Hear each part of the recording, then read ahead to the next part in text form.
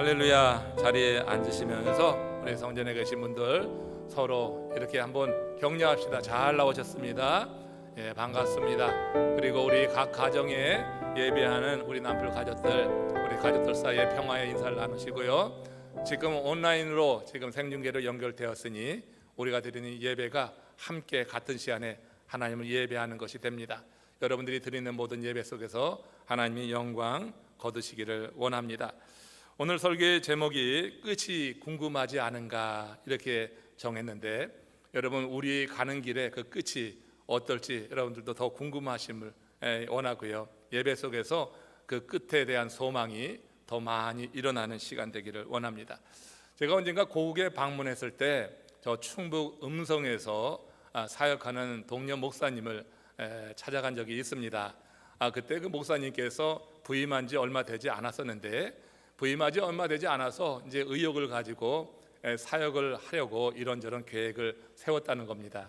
그리고 이제 교회 리더급 되는 장로님들을 청해서 그 계획을 나누고 우리 장로님들이 도와주시면은 이 사역이 잘 될 줄 압니다. 그 협력을 요청한 거예요.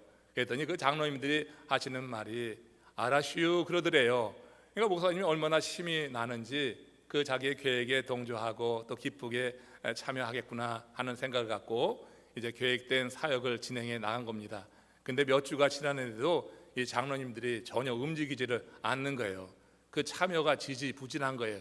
그래서 장로님들과 다시 모임을 갖고 이제 물어봤더니 그 충청도에서 알아슈 하는 것은 하겠다고 하는 게 아니라 생각해 보겠다고 하는 뜻이라고 하는 거예요.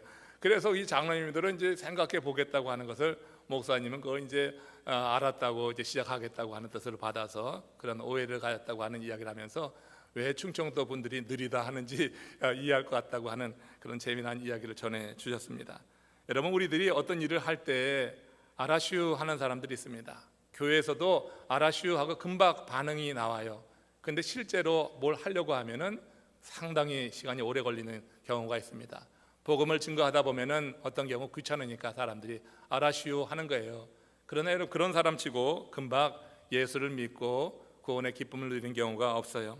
평생 이런 사람들 믿어야지 하면서 그냥 지나가다가 그러다가 마지막 그 순간에 도달해서 얼마나 후회하는지, 그 불행한 인생이라고 생각합니다.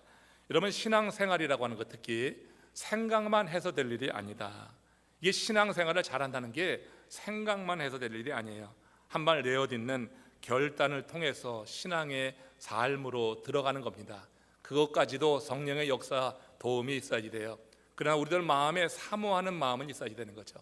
내가 이런 신실한 삶, 이 삶에서 돌이켜서 좀 다른 차원의 인생을 살고 싶다 하는 그런 마음이 있을 때 성령이 우리 가운데 그렇게 역사하셔서 결단하고 신앙의 삶에 발을 내딛게 하는 줄로 믿습니다. 여러분들은 이왕에 그런 믿음의 고백 속에서 이렇게 어려운 시기에도 성전을 찾고 또 각 가정에서 단을 쌓아 예배합니다. 여러분들의 삶을 오늘 하나님이 더 기쁘게 받으시기를 주의 이름으로 축원합니다. 한번 시작한 것 중요합니다. 그러나 그보다 더 중요한 것이 있는데 그 시작한 것을 잘 마치는 것이다 하는 것을 오늘 여러분들과 함께 나누려고 하는 거예요. 그래서 시작한 것을 잘 마쳐서 그 끝이 어떨 것인가, 그 끝에 도달해서 우리 하나님께서 우리를 위해서 예비해 두신 것을 누리는 그런 은혜가 있기를 원해요. 오늘 본문에 보면 전도서 7장 8절에서 이렇게 말씀합니다. 일의 끝이 시작보다 나으니라 하는 겁니다. 일의 끝이, 시작도 중요해요. 시작하지 못하면 아무 일도 이루어지지 않아요. 그러나 시작한 일은 꼭 마칠 수 있도록 그렇게 힘써야지 된다고 하는 거죠. 그래서 시작한 것이 그 일의 끝이 시작보다 낫다고 전도서 기자는 이야기합니다. 이 말씀에서는 끝까지 일을 잘 되게 해야 된다고 하는 그런 뜻이 있는 거죠. 어떤 분은 옆에서 잘한다고 이렇게 칭찬하면은 무슨 사역을 할 때 말이에요, 기분 좋아서 오버합니다. 사람들의 칭찬이 그렇게 좋은 거예요. 칭찬은 고래도 춤을 추게 한다고 그야말로 칭찬 들으면은 좋더라고요. 칭찬은 아무리 많이 들어도 질리지가 않는 것 같아요. 칭찬하니까 뭐 오버해서 사역을 하는데 그 일을 하다가 조금 듣기 싫은 소리를 듣게 되면은 어떤 반응이 나오냐면, 그래 나 없이 한번 되나 보자, 이런 식의 반응을 하고 발을 한 뒤로 이제 머무는 경우가 있는 것을 봅니다. 이것은 여러분 끝까지 일을 잘하는 것이 아닙니다. 일이 되게 하고 끝까지 가기 위해서는 그 중간에 여러 장애와 도전과 방해가 있다고 하는 것을 여러분 분명히 인식하셔야 돼요. 그것이 선한 일이면 선한 일일수록 더 많은 어둠의 영의 역사가 있어서 그 일 가운데 중간에 이렇게 어려움을 겪게 될 경우가 있다고 하는 것입니다. 비판을 참아내고 우리에 대한 어떤 그런 방해를 견뎌내고 나아갈 때, 그때 비로소 우리는 끝까지 갈 수 있다고 하는 것이죠. 오늘 본문에서 전도서 기자는 7장 9절에서 이와 관련해서 우리에게 이런 권면을 그래서 주신 겁니다. 함께 합독하겠습니다. 급한 마음으로 노를 바라지 말라. 노는 우매한 자들의 품에 머무름이라. 일을 하다가 조금 이렇게 듣기 싫은 소리를 듣고 비판하는 소리를 듣게 될 때 급한 마음이 드는 거예요. 아니 내가 이렇게 헌신했는데 나에게 이런 말을 해? 이거 되겠어? 급한 마음에 노를 바라게 되는 겁니다. 근데 전도서 기자는 뭐라고 하는 겁니까? 우매한 자들의, 그 노는 우매한 자들의 마음에 머무는 거다. 그건 참 어리석은 일이라고 하는 것입니다. 특별히 하나님의 일을 하면서는 이미 말씀드렸듯이 많은 비판도 방해도 있습니다. 그러나 여러분 그 모든 비판과 방해 속에서 항상 노를 바라고 반응한다고 하면 일이 되겠어요? 그건 어리석은 사람입니다. 사단이 원하는 것이 그거예요. 그래서 우리의 감정을 자극하죠. 하나님이 주신 감동을 우리가 소유하고 계속 이어나가야 되는데 우리의 감정을 자극해가지고 노를 바라게 한단 말이에요. 이건 어리석은 우매한 자의 마음에 머무는 거다 하는 것입니다. 이와 관련해서 야고보서 1장 19절에서 20절에 보면 야고보 사도도 이렇게 말씀합니다. 같이 읽습니다. 내 사랑하는 형제들아, 너희가 알지니 사람마다 듣기는 속히 하고 말하기는 더디하며 성내기도 더디하라. 사람의 성내는 것이 하나님의 의를 이루지 못하느니라. 야고보 사도는 한 발 더 나가서 성내고 노를 바라는 것이 이게 하나님의 의, 하나님이 기뻐하시는 일을 이루지 못하는 일이 되는 거다. 그것이 끝까지 가지 못하는 것이란 말이에요. 우리가 감정을 다스리지 않으면 하나님의 일은 되기 어렵습니다. 하나님이 주신 감동은 내 마음에 깊게 간직하고 그 감동의 힘으로 이런 감정이 일어날 때마다 이기고 또 방해하려고 하는 여러 세력도 우리가 이겨나가면서 끝까지 나가야 될 것이에요. 우리가 선한 일을 하는데 사람들이 비난하거나 오해하거나 하면 화가 일어나는 겁니다. 그러나 그렇다고 그때 감정 화를 내버리면 그 일은 선한 열매를 맺을 수 없다. 오늘 전도서 기자의 이 말씀을 통해서 마음에 우리가 새겨야지 될 것입니다. 감정이 상해질 때가 있어요. 뒤집어질 때가 있어요. 속된 말로 뚜껑이 열린다고 아이들은 말을 합니다. 그럴 때라도 우리가 어떻게 해야 되냐? 그럴 때일수록 주의 이름을 부르시기를 주의 이름으로 축원합니다. 주의 이름에는 능력이 있습니다. 주의 이름이 우리의 마음을 다스리는 겁니다. 그럴 때 성령이 함께 역사하셔서 우리 마음을 잠재우시고 그리고 끝까지 그 선한 일을 감당할 수 있도록 도와 나가신다고 하는 거예요. 마라톤 경기에 선수가 출전하는 것 보람된 일입니다. 그러나 여러분 도중에 포기하지 않고 끝까지 달려서 골인하는 것은 더욱더 귀한 일이에요. 이를 위해서 선수는 42.5km를 달릴 수 있는 그런 준비를 미리 잘 해야지 되는 거죠. 많은 땀을 흘리고 자기 실력도 봐가면서 끝까지 주행해 나가지 되는 것입니다. 아이가 학교에 입학하는 거 기쁘고 감사한 일인데 졸업하는 것은요 더 감사하고 기쁜 일이 되는 것입니다. 이를 위해서 열심히 준비하고 노력해야지 될 것이죠. 서로 사랑해서 결혼하는 거 축하할 일입니다. 남녀간의 좋은 짝을 만나는 거 얼마나 아름다운 일인지 몰라요. 그러나 여러분 결혼 생활을 잘 마무리하는 것은 더 중요하다고 해서 결혼 전에는 눈을 크게 뜨라 그랬어요. 동그랗게 떠가지고 상대의 뭐 단점이나 잘못된 거 있는가 잘 살피라고 하는 거예요. 쭉 잘 살피세요. 그러나 결혼 후에는 눈을 반쯤만 떠서 상대의 잘못 허물을 덮어주라고 하는 말을 합니다. 이와 같이 여러분 사람이 신앙생활을 시작하는 것은 이런 여러 가지 시작하는 것보다 훨씬 더 중요한 것이죠. 세상에 어떤 일을 시작하는 것보다 신앙생활을 한다고 하는 것은 크게 축복받을 일이라고 하는 것입니다. 그러나 여러분 신앙생활은 잘 마친다고 하는 것은 정말 많은 도전이 있다고 하는 거예요. 세상 그 무엇을 마무리하는 것과 비교가 되지 않을 정도로 신앙생활을 끝까지 다 마치는 것은 정말 중요한 줄로 믿습니다. 선수가 시합에 지면 다음 경기가 있지 않아요? 아이들이 한 학과 과정에서 떨어지면은 다른 과정을 통해서도 졸업할 수 있는 기회가 있는 것입니다. 그래서 성도가 신앙생활을 잘 마무리하지 못하면요, 다시 기회가 없는 거예요. 그 신앙생활 끝에는 심판이 있는데 그 다음에는 기회가 없어요. 그 전에는 우리에게 기회가 많이 있습니다. 우리가 실수하고 실패해도 얼마든지 하나님 앞에 나아가서 다시 은혜를 구하고 회개하고 얼마든지 설 수가 있어요. 그러나 그 끝에서까지 우리가 신앙생활에 실패하면은 다시 시작할 기회를 얻지 못해서 우리가 마무리까지 잘하는 것 대단히 중요하다고 하는 것을 꼭 기억해야 될 줄로 알아요.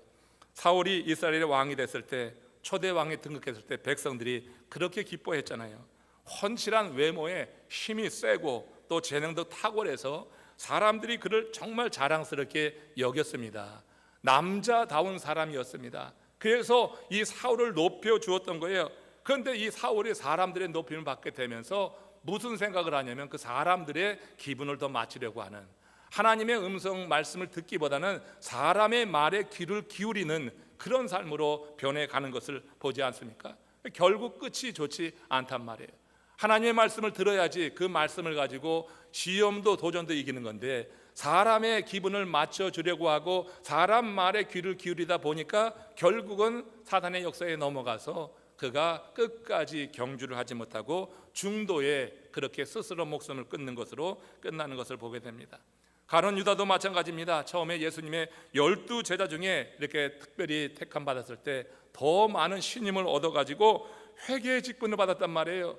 재정 관리라고 하는 것을 아무에게 맡기는 건 아닙니다. 그 재정 관리를 맡았어요. 그런데 그가 인간적인 욕심이 들어가고 자기 생각이 들어가는 거예요.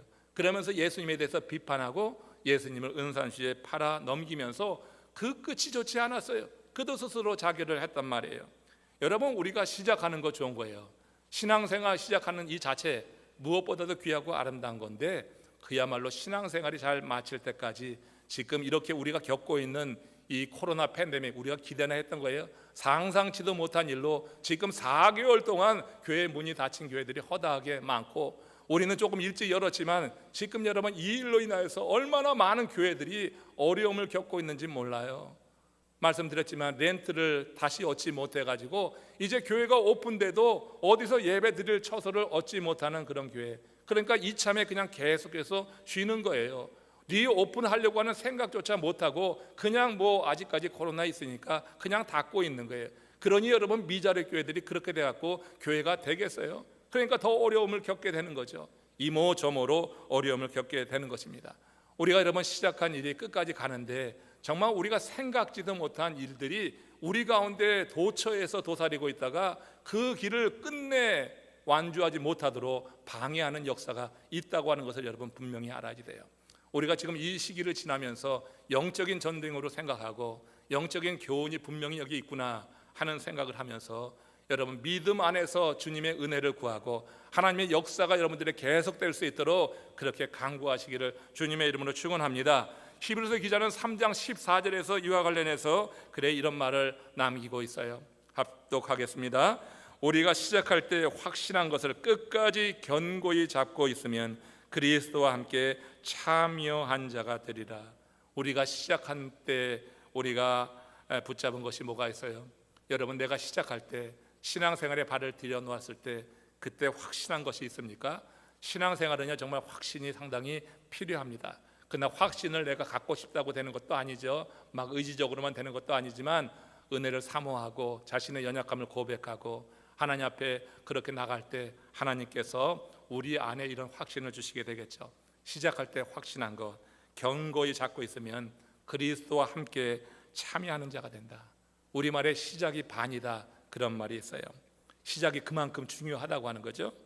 근데 이 시작이 특별히 신앙생활에서는 확신 안에 시작되는 은혜가 임해야지 되겠어요. 세상에는 무슨 일을 생각하는 사람이 그렇게 많아. 생각은 정말 많이 해요. 근데 확신을 가지고 시작하는 사람이 적어서 어떤 결과를 보지 못하는 거예요.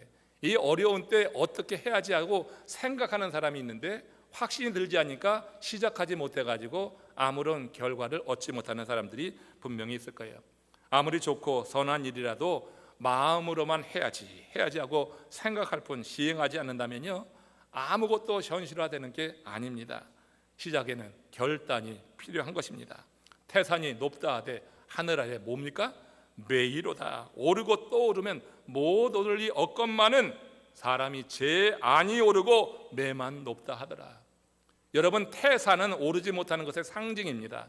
그러나 그것도 다짐하고 확신하고 결단하고 나가면 못 오를 리 없다. 양사헌은 그렇게 노래하고 있어요. 그러면서 사람이 제 안이 오르고 매만 높다 한다. 시작은 안 하고 저 매가 너무나 높아 이런 생각을 하니까, 그러니까 나가지 못하는 거예요. 내가 뭔가 결단하고 내가 오르겠다고 하는 확신을 가지고 나가면은 아무리 높은 매도 오르게 된다 하는 것을 지금 우리에게 주는 교훈으로 듣습니다. 태산을 한 번에 오를 수는 없습니다. 그러나 작정을 하고 다짐을 하고 결단하고 오르고 또 오르면 못 오를 것도 아니라고 하는 거예요. 오바마가 여러분 미국의 대통령이 된다고 하는 것은 그가 어려서는 아마 태산과 같은 것이 되었을 것입니다. 그러나 여러분, 오르고 오르다 보니까 그 태산에 오르지 않았어요? 흑인이 대통령이 된다고 하는 거 상상이나 했었습니까? 그 이후에 여러분 많은 기회가 또 흑인 사회에 열려지는 것도 보게 되는 겁니다. 우리가 뭔가 결정을 하고 일을 이루기 위해서는 생각하는 것과 함께 결단이 필요하다고 하는 거예요. 뭔가 이루려고 하면은 확신을 가지고 그리고 시작해야지 됩니다. 그렇지 않고서는 끝을 보기가 어려운 거예요. 여러분들은 이미 신앙생활을 시작했습니다. 이제 끝을 보기를 주님의 이름으로 축원합니다. 이런 코로나 팬데믹의 큰 풍랑에 그냥 휩쓸려 가지 말라고 하는 거예요. 세상에 이것저것 다 하면서 하나님을 예배하는 것을 등한히 하지 말라고 하는 거예요. 이왕에 시작됐으면은 이 끝을 볼 수 있기를, 궁금해서라도 나갈 수 있는 그런 은혜가 임할 수 있기를 원합니다.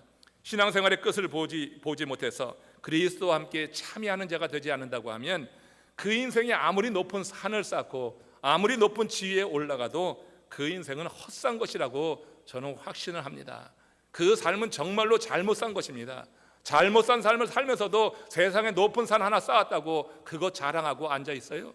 그거 여러분 어리석은 인생입니다. 여러분들이 시작한 이 신앙생활은 정말로 잘 택한 하나님이 기뻐하시는 길인 줄로 믿습니다. 이 길 끝까지 나갈 수 있도록 하나님께 은혜를 구하고 성령의 역사 속에 인도함을 받는다고 하면 우리도 그리스도와 함께 참여하는 자가 되는 그 순간을 맞이하게 될 거예요. 이 점에서 예수님을 주로 고백하며 나가게 되는 우리들이 그 끝까지 마칠 수 있도록 경주를 잘 해야지 되겠다 하는 건데, 사도행전 20장 24절에서 사도 바울이 이렇게 고백을 합니다. 우리 마음에 좀 새겨둘 말씀입니다. 함께 읽겠습니다. 내가 달려갈 길과 주 예수께 받은 사명 곧 하나님의 은혜의 복음을 증언하는 일을 마치려 하면은 나의 생명조차 조금도 귀한 것으로 여기지 아니하리라. 그는 시작할 때 시작한 그 일을 확신했습니다. 하나님이 불렀을 때 그 자신의 사명에 대해서 확신했습니다. 그래서 내가 달려갈 길과 주 예수께 받은 사명 곧 하나님의 은혜의 복음을 증언하는 일을 마치려 하면은 생명조차 귀한 것을 여기지 않겠다. 내 생명을 바쳐서 그리하겠다고 하는 결심이에요, 지금 이게. 그러니까 어떤 일을 시작하면서 결심을 한 거예요. 그래서 이제 발을 내디뎠습니다. 그리고 20년이 지났습니다. 20년이 지난 어느 때 이제 이 사도 바울이 디모데에게 편지를 보내는데, 거기 디모데후서 4장 7절 8절에서 이렇게 말씀하고 있어요. 같이 읽습니다. 나는 선한 싸움을 싸우고 나의 달려갈 길을 마치고 믿음을 지켰으니 후로는 나를 위하여 의의 면류관이 예비되어 있으리라. 이 앞부분만 보세요. 나는 선한 싸움을 싸웠다고 하는 거예요. 마음으로 작정하고 내가 그렇게 하나님이 맡기신 사명을 위해서 생명조차 조금도 귀한 것으로 여기지 않고 달려가겠다, 그렇게 마음으로 결심하고 발을 내딘 이후에 20년이 지났어요. 그동안 이 사도 바울은 선한 싸움을 싸웠습니다. 많은 도전이 있었다고 하는 거예요. 영적인 이 싸움터에서 그는 수없이 많은 그 적군의 화살을 맞았지만, 사단 마귀의 불화살을 맞았지만 이겨냈다고 하는 거예요. 그리고 달려갈 길을 마치고 믿음을 지켰다고 하는 위대한 선언을 하는데 얼마나 부러운지 몰라요. 목사로서 얼마나 부러운지 몰라요. 여러분, 세상에 조그만 일이 일어나도 두려워 떠는 사람들 너무너무 많은 거예요. 여러분, 이런 시기를 지나면서 두려움에만 사로잡혀 있는 것은 정말 하나님 보기에 원치 않는 일이에요.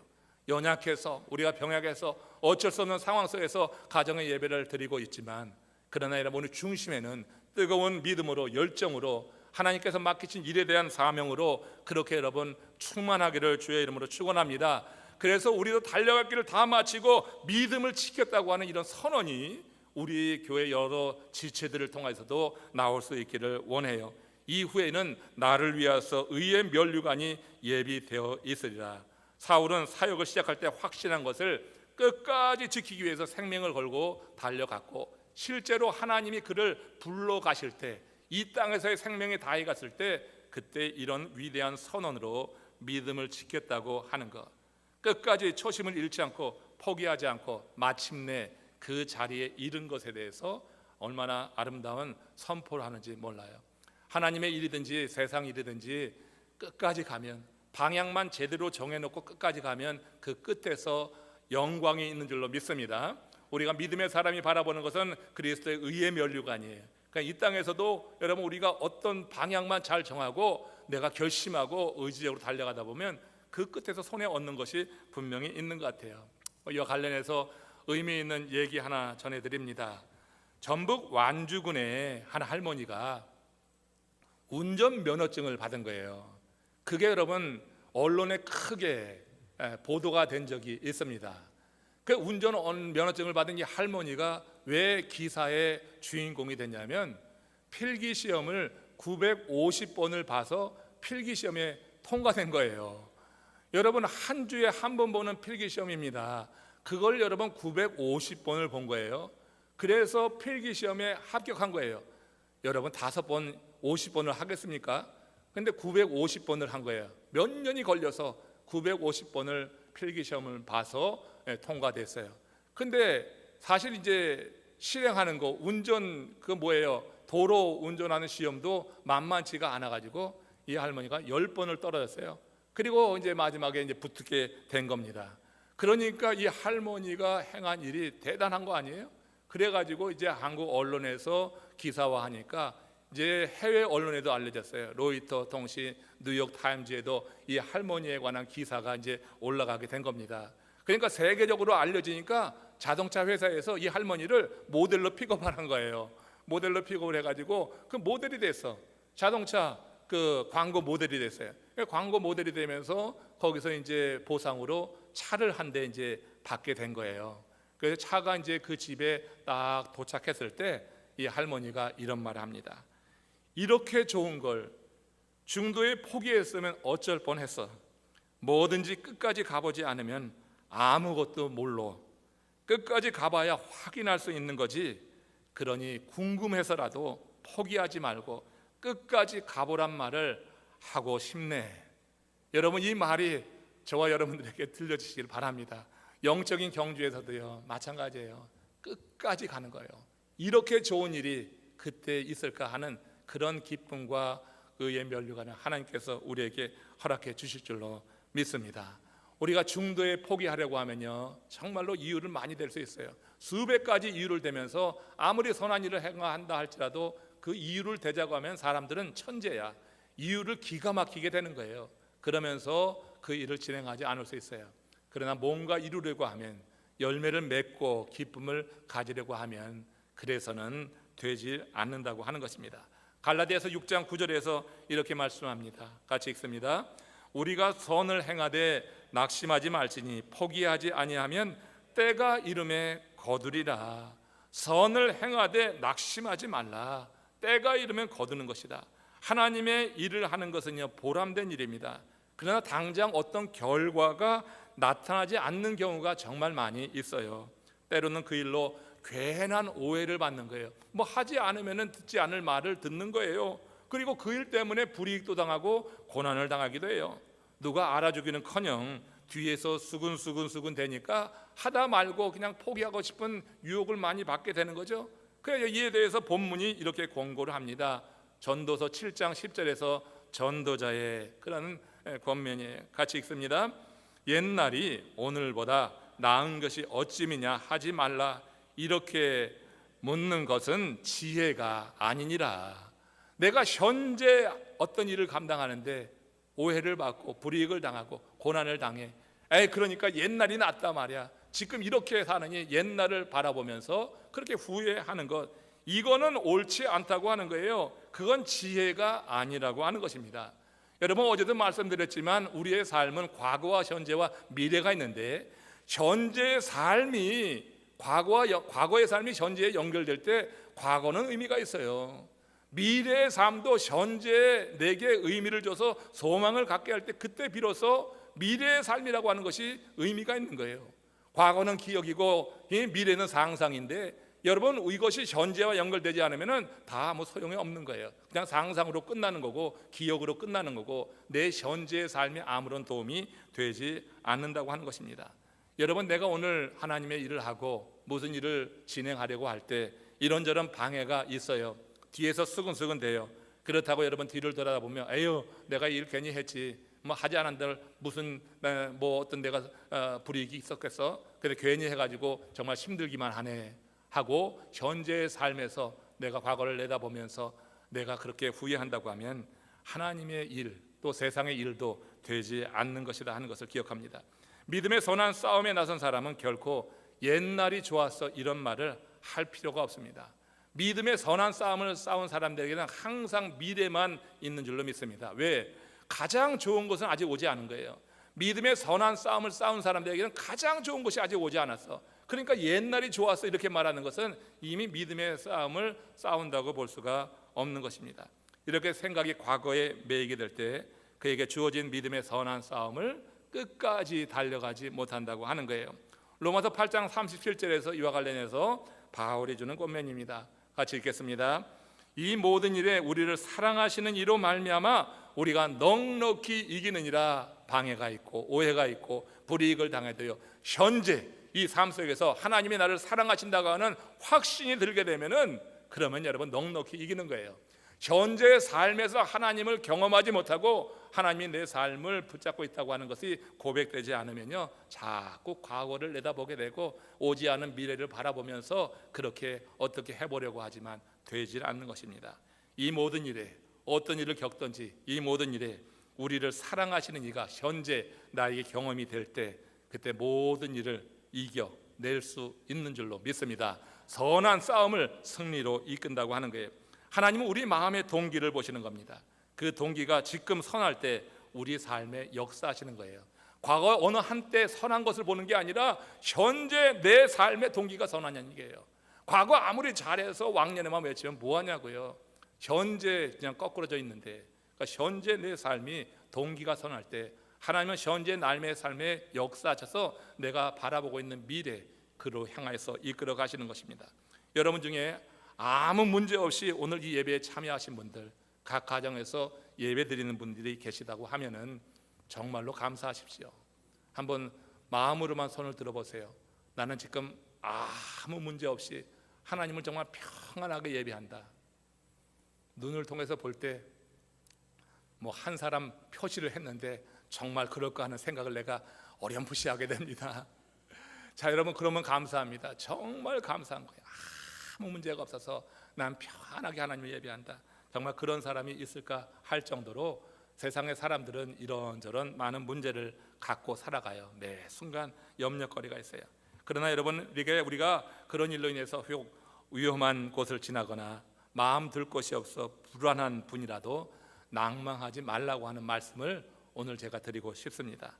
삶의 무게에 눌려 힘이 든 분들도 소망을 잃지 마시고 여러분 주님을 바라보십시오. 우리를 사랑하시는 우리 주님께서 우리와 함께 하시는 그런 증거를 보여주시면 우리의 삶의 반전이 일어나게 될 것을 기대하시기를 바랍니다. 그러니까 현재의 삶 속에 어려운 일이 있어도 나를 사랑하시는 우리 주님이 나와 함께 하신다고 하는 것을 말씀 속에서 깨닫고 기도하면서 더 경험하고, 그래서 세상 사람들은 보고 느끼지 못하지만 믿음의 사람들은 지금 현재 나와 함께 하시는 그 주님이 경험이 될 때 그때 세상 사람들이 알지 못하는 그런 평안과 기쁨을 가지고 우리의 삶을 충분히 이겨낼 수 있는 줄로 믿습니다.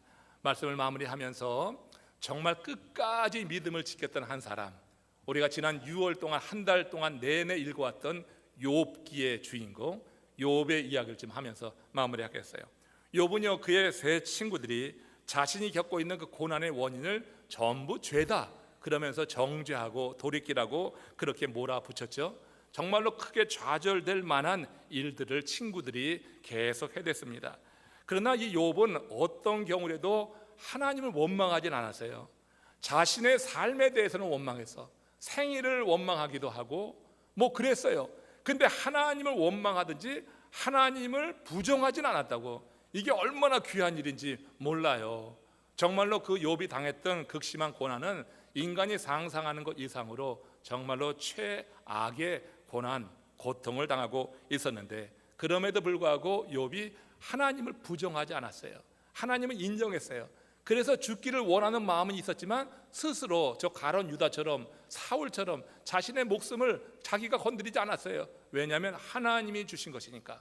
그래서 죽기를 원하는 마음이 있고 할 정도로 극심한 고난 가운데 있었지만 하나님을 의식해서 그렇게 자기의 생명을 하나님께 맡길지언정 스스로 끊지 않았다고 하는 거죠. 이렇게 욥이 하나님을 인정하게 됐을 때 이제 하나님께서 욥을 위해서 그 마지막이 어떠한지, 그 마지막의 모습을 이제 욥에게 이제 보여주시고 또 실제로 그가 경험하도록 행하시는 일을 보지 않습니까? 하나님은 욥이 그 스스로 돌이켜서 그 자신이 의롭고 죄를 짓지 않았다고 했지만 하나님 당신이 창조주이심을 보여주는 거예요. 그러니까 아주 엄청난 일을 이루시는 위엄에 대해서 하나님이 보여주시고, 또 하나님께서 지으신 이 세계가 얼마나 넓고 깊은지 인간의 지혜로는 도무지 헤아릴 수 없다고 하는 것을 통하여서 욥 자신이 무지하다, 자신이 무지함에 대해서 우리 하나님께서 깨닫게 하죠. 그때 여러분 하나님께서 욥에게 그렇게 은혜를 주셨을 때 욥의 마음이 확 열리는 거예요. 그래서 3명의 친구랑 9번의 논쟁 속에서도 절대 자신이 죄 때문에 고난받는다 인정하지 않았어요. 엘리후가 그렇게 설득력 있게 말해도 그 말에도 넘어가지 않았어요.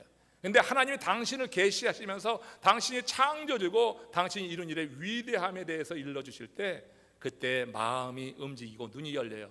그러면서 그때 처음으로 회개하는 거예요. 내가 귀로만 듣던 하나님 이제 내가 눈으로 배웁니다 하면서 철저하게 회개하는 거예요.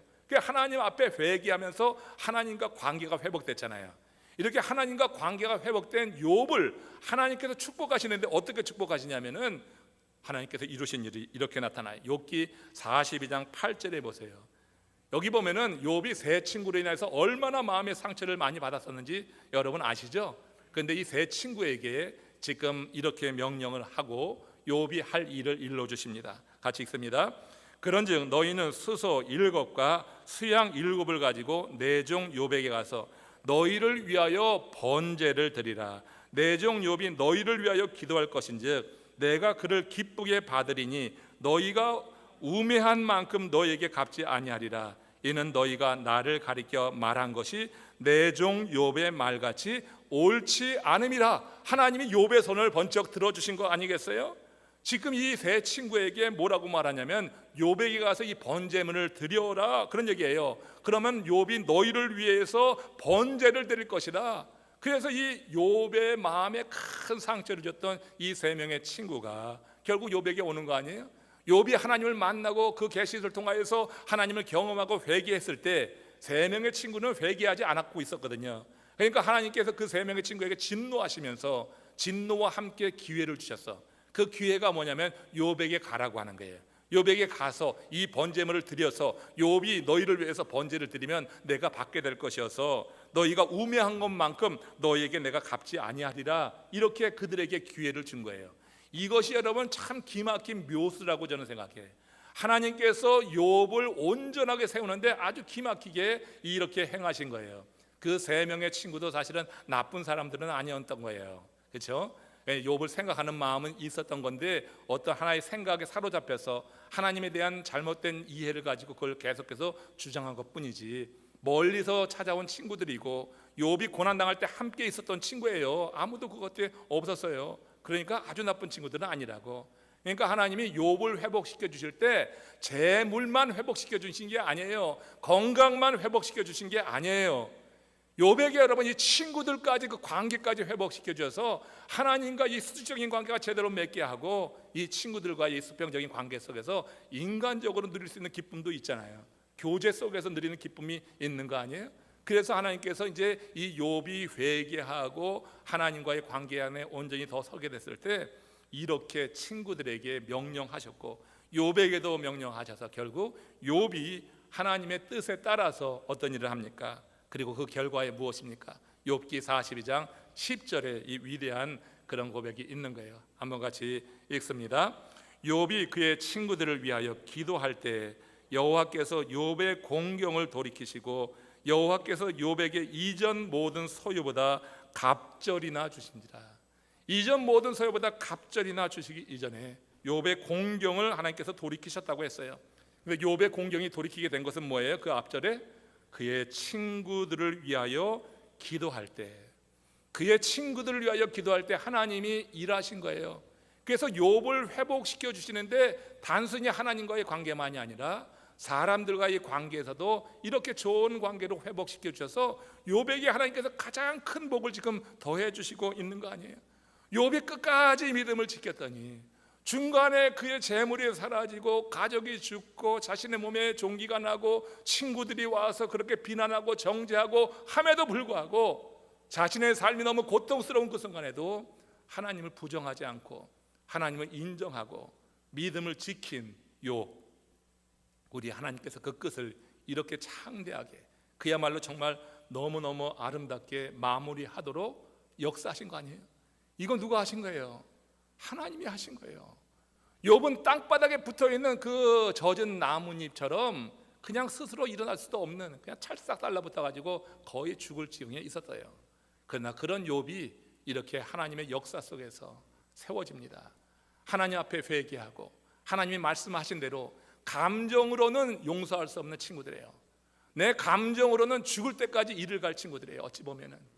그러나 하나님이 욥을 생각하셔서 이 친구들을 용서할 때 진정으로 욥이 더 행복하겠다 하나님이 보시고 그 친구들을 용서할 수 있는 기회를 주시는 거예요. 그러니까 인간의 생각으로는 할 수 없는 일을 하나님께서 명령하시니까 또 특별히 하나님 앞에서 회개했었기 때문에 그래서 그 명령을 따라서 욥이 그의 친구들을 위하여 기도할 때 이 순간에 역사가 일어나는 거예요. 욥의 공경이 사라지고 여호와께서 욥에게 이전 모든 소유보다 갑절이나 더해 주시더라. 하나님이 행하시는 일이 이렇게 극적인 경우가 있어요. 여러분 우리가 어려운 시기에 믿음 지키는 거 참 쉽지 않아요. 그러나 여러분들이 믿음의 이 삶에 일단 출발하셔서 발을 내디딘 것을 주의 이름으로 축복합니다. 끝까지 한번 달려가 보십시오. 이렇게 팬데믹이라고 하는 큰 바람이 불 때 그저 뭐예요? 키질할 때 날아가는 게 뭡니까? 쭉정이처럼 날아가지 말고 오히려 이 팬데믹이라고 하는 큰 바람 앞에 자꾸 안으로 들어가는 거예요. 알곡은 그 안으로 들어가는 거예요. 그러나 쭉정이는 이 큰 바람이 불 때 다 날아가고 마는 거예요.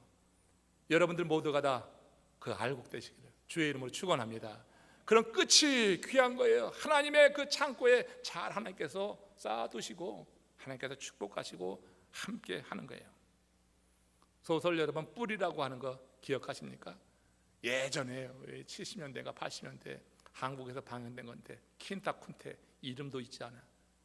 그 킨타쿤테 주인공으로 나오는 뿌리, 그걸 쓴 사람이 알렉스 헬리라고 하는 사람이에요. 알렉스 헬리 그 사무실에 그림 한 장이 있습니다.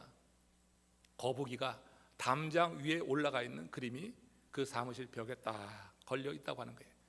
그 그림이 이 저자에게 영감을 주고 그의 삶을 지켜준다고 여겨서 그렇게 걸어 두었다고 하는 겁니다. 그가 오래전에 배운 교훈, 그거 잊지 않기 위해서 그림을 걸어 두었다는 거예요. 그는 와, 내가 이렇게 위대한 일을 해나더니 하는 그런 마음이 들 때마다 그 그림을 본다는 거예요. 와, 내가 이런 일을 이뤘네, 참 대단한 위대한 일을 이뤘네, 그런 생각이 들 때, 책이 베스트셀러가 돼서 많은 사람들에게 읽히고 많은 돈을 벌어들일 때, 와, 내가 이런 일을 이뤘네, 그때마다 그 그림을 본다고 하는 거예요. 여러분, 거북이가 담장 위로 올라가는 것은 결코 스스로 올라가는 게 아닙니다. 거북이는 결코 담장 위로 올라갈 수가 없어요. 그 담장 위에 올라가 있는 거북은 누군가 그 자리에 올려 놓은 거란 말이에요. 자기 힘으로 올라가는 것이 아니라고 하는 겁니다. 누군가 올려 놓았기 때문에 가능하다고 하는 거예요. 욥이 담장 위에 올라서게 된 것, 이거 여러분 자력으로 된 게 아니에요. 욥은 저 비 오는 날 그냥 다 젖어버린 낙엽이 그 도로에 붙어 있는 것처럼 땅바닥에 와서 찰싹 달라붙어 가지고 희망이라고 하는 없는 사람이었어요. 자력으로는 도대체 되질 않는 사람이었어요. 그러나 그가 끝까지 하나님을 부정하지 않고 그런 상황 속에서도 하나님을 인정했던 그를 하나님께서 지켜보시고 이렇게 계시다가 하나님 당신이 스스로 계시하시면서 그의 눈을 열어주셨고 그를 회개케 하시고 그를 공경에서 건져주실 때 이처럼 완벽하게 영과 육과 혼이 완벽하게 회복될 수 있도록 그렇게 친구들에게 번제물을 가지고 욥에게 내다주고 욥이 제사장도 아닌에도 불구하고 하나님이 욥을 중재자로 삼으셔서 그 제사를 어떻게 해요? 받으셨다고 하는 거 아니에요? 하나님이 그 제사를 받으셨다고 하는 것은 어떤 의미가 있냐면 그 세 명의 친구들을 용서하셨다고 하는 거예요. 제물이라고 하는 것은 죄 사함을 위해서 바치는 건데 그 제물을 받으셨다는 것은 그들의 죄가 용서받았다 하는 의미가 있는 거고 그들의 죄가 용서받음으로 말미암아 다시 하나님과 연결되고 그러다 보니까 욥과도 연결이 되어서 영과 육과의 혼의 완전한 회복을 하나님이 이루어 주셨다. 끝까지 가는 게 중요한 겁니다. 중도에 포기하지 마십시오. 여러분 지금 이런 팬데믹 속에서 정말 여러분 잘 자신을 지켜야 됩니다. 잘못하다 보면 그냥 쭉정이처럼 날아가 버리고 마는 겁니다. 우리 가운데 하나님의 영이 그렇게 역사하셔서 우리 모든 남풀의 가족들 오늘 본당과 각 가정에서 예배하는 여러분들의 삶을 아주 확실하게 붙잡길 원해요. 그래서 처음에 시작할 때 확실한 그것을 끝까지 붙잡고 가는 가운데 하나님께서 우리를 위해서 예비하신 그리스도에 참여하는 그런 면류관, 의 이것을 허락하시는 그때 우리 모두 다 함께하는 우리 남풀의 가족 되시기를 주님의 이름으로 축원합니다. 자, 우리 다 같이 함께 고개 숙여서 기도합시다. 이 시기에 이렇게 우리를 성전으로 불러주신 거 얼마나 감사한지 또 각 가정에 단을 쌓게 하신 것 감사하고 어려운 이들, 병든 이들, 힘들어서 또 여러 가지로 약한 부분들이 치유되길 원합니다. 다시 한번 우리가 다시 모든 성도들 이 성전에 나와서 같이 예배할 수 있는 그때 임할 수 있도록 아버지 하나님 시작한 일 끝까지 붙잡게 하셔서 중간에 어려움이 있고 방해가 있고 도전이 있어도 하나님 뚫고 나갈 수 있는 믿음을 더하여 주시옵소서. 우리 다 같이 합심으로 기도하시며 하나님의 은혜로 나갑니다.